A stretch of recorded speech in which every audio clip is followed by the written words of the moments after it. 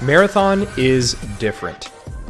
Bungie has set out to make an extraction shooter that maintains the essence and feel of their past games while innovating in key areas to stand out in a relatively new but highly competitive genre. Here I want to talk about these innovations and share what I believe is Marathon's main hurdle in its success long term. Societal collapse. Megacorporations vying for power, and rogue AIs hell-bent on destruction. Those aren't only my predictions for 2027, they're also key story aspects of Marathon. I won't sit here and pretend I'm an expert on the franchise-spanning lore, but from what's been shown in trailers, gameplay previews, and Jake the Alright videos, Marathon is shaping up to really stand out in the story department. While I'm sure the lore itself in Marathon will be interesting, what's yet to be determined is if Bungie can pull off the delivery of the story they're trying to tell.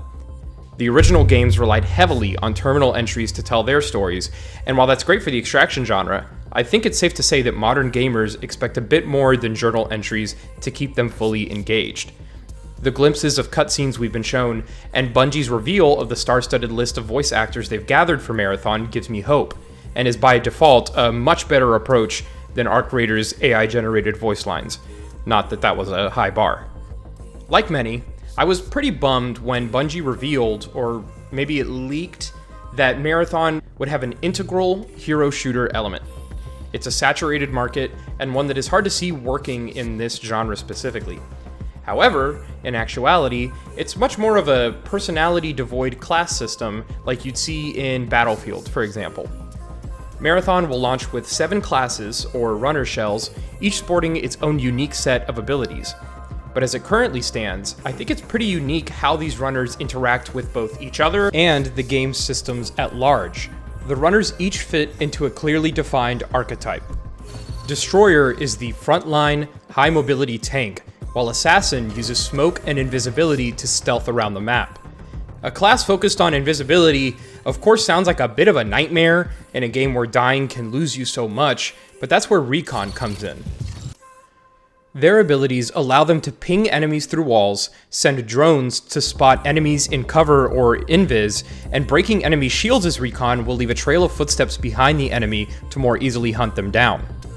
All these abilities sound great in general, but especially as a counter to the stealth gameplay of the Assassin. Triage is the medic, healing and boosting teammates by handing out drones that allow the player to share their consumables with their teammates upon activation. Vandal is the mobility shell, utilizing double jumps, power slides, and increased movement speed so that they can get to dying a bit quicker in their runs. But the shell I find the most interesting is Thief. Thief is perfect for those that want to run ahead of their friends and get the best loot before their teammates even know it's there. You know who you are. Their abilities allow them to see loot containers through walls, send out drones that can scout out an area and pick off loot of unsuspecting players and AI, and they have a grappling hook for good measure. Their ability cooldowns also decrease depending on how full of loot their backpack is. Everything about this shell oozes creativity and a strong understanding of the different styles of players this game hopes to attract. There's also Rook, who acts as a free loadout class to help you get back some loot in a solo game after your inevitable 3-game loss streak. These shells have such strong distinctions in their playstyles, which will only be enhanced by the build crafting, which I'll touch on momentarily, and it's a fresher take on a hero-like system than I've seen in recent releases. Rather than having 20 heroes that provide support in not-so-different ways, Bungie wants each shell to serve a distinct purpose. We know that they plan on adding more shells in the future, so I hope Bungie sticks with their current shell design philosophy and only introduce new shells when it feels like there is an archetype that isn't already represented by one of the runners. In Marathon, in addition to the myriad of guns, consumables, and other equipment you can scavenge, you'll also find various ways of upgrading and personalizing your runner's shell. These range from passive granting implants that will up various stats of your runner to shell-specific cores that augment your runner abilities in more drastic ways depending on their rarity. You can mix and match these upgrades to double down on the strengths of the runner you chose, diversify your playstyle to cover more ground, or augment your shell into something else entirely. This adds a whole new dimension to the loot and loadout systems. In Marathon, one man's trash will certainly be another man's treasure, as I'm sure certain upgrades will only really shine when paired properly with others. Of course, this differs from a game like Destiny, where you keep your build for as long as it remains useful, and in Marathon, these builds you spend time creating can be gone after just one death, but systems like the faction progression in Marathon are designed to help with that. In a recent interview with Destiny content creator Drewski, Kevin Yanes, a senior design lead at Bungie, explained that, quote, some build components will be acquirable in a few runs after a loss, whereas the higher rarity ones will take more time. Each faction has upgrades that will unlock deterministic access to some of these build components, so as you play, you're kind of raising the floor of where you'll restart after a failed run, end quote. So while these builds may not last forever, the time you put into the game will still pay off in allowing you to get easier access to the components of your builds the further you've progressed in that season.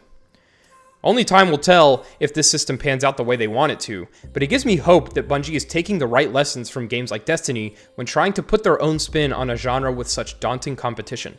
In Arc Raiders, other than goals you set for yourself, the endgame goal is to embark on expeditions and take down the large arcs roaming the maps under certain conditions. This hunt can be a lot of fun, but you're not guaranteed that it'll spawn on any given map, and the chances you'll face other hostile players when tackling these challenges is slim, as Arc Raiders lobbies at this point are subject to lobby balancing. If you play passively and don't fight other players, you will be put into lobbies almost exclusively with others of the same attitude, removing much of the risk of taking on these large-scale fights.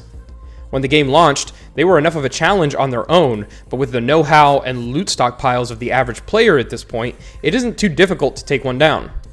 As far as we know, lobby balancing like this won't exist in Marathon, and even if it does, there are so many incentives to fight other players, I don't see Marathon becoming as friendly as Arc in the long term. This is where the endgame maps in Marathon come into play. Close to launch, Cryo Archive will be the first of these endgame maps added to the game. It's a small section of the titular Marathon ship that houses much tougher enemies, crazy lore revelations, and the best loot you can get your hands on. Cryo Archive and the future maps that will also take place on the Marathon ship are designed to encourage players to bring in their best gear and leave any empathy they have in the lobby. While this definitely sounds punishing, that's exactly what I want from an endgame challenge in a PvP game. You'll know the risk before queuing up, and it's up to you to determine how much you're willing to take in, knowing there's a good chance you'll lose it all. If Bungie can pull this off, I believe it'll really set them apart from their competition in the extraction shooter space, and it's one of the aspects of Marathon I'm most looking forward to. As I touched on in the last section, PvP in Marathon will be heavily incentivized.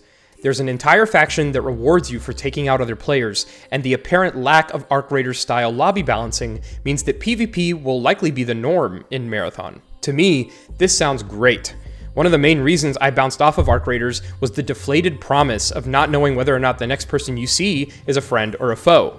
At this point in Arc, you are put into clearly defined friendly or PvP-focused lobbies, so you're either facing off against the most jobless, sweaty individuals just so you can collect 3 pieces of toilet paper, or you just run around a map with no fear that another player may try to take you out, with little to no in between. This has been a huge selling point in Arc Raiders for some, as many don't want to engage in the PvP side of the game. But for me, I got tired of being looked down upon for taking out other players when I felt it'd most benefit me, and I look forward to not having such a clear separation of player bases in Marathon to hopefully combat this problem. But the question is, are there enough people looking for the same thing I am? Will most people giving Marathon a try this weekend and at launch immediately bounce off when they realize they can't sing Kumbaya with every person they see? This could spell doom for Marathon, as Arc Raiders has surely ingrained into the minds of so many that they'll have a choice in who they go against in an extraction shooter, and a switch to a much sweatier PvP game may not be worth it to them.